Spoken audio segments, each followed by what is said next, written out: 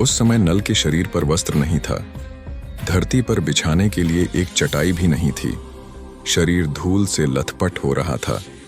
भूख प्यास से परेशान राजा नल जमीन पर ही सो गए। दमयंती भी उनके साथ ये सारे दुख झेल रही थी।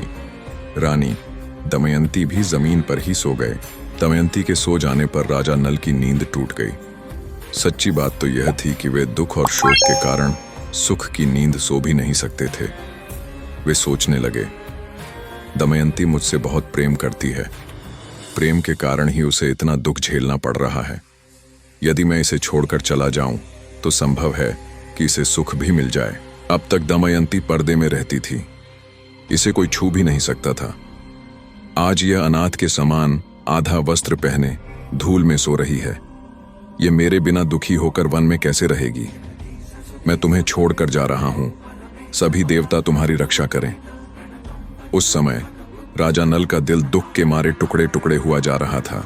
इस प्रकार निश्चय करके राजा नल ने यह विचार किया, मैं तो नंगा हूं और दमयंती के शरीर पर भी केवल एक वस्त्र है।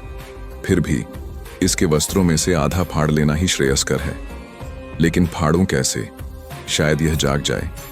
राजा नल ने यह सोचकर दमयंती को धीरे से उठाकर उसके शरीर का आधा वस्त्र फाड़कर अपना शरीर ढक लिया। दमयंती नींद में थी। राजा नल उसे छोड़कर निकल पड़े। शरीर में कलयुग का प्रवेश होने के कारण उनकी बुद्धि नष्ट हो गई थी। इसलिए वे अपनी पत्नी को वन में अकेली छोड़कर वहां से चले गए। जब दमयंती की नींद टूटी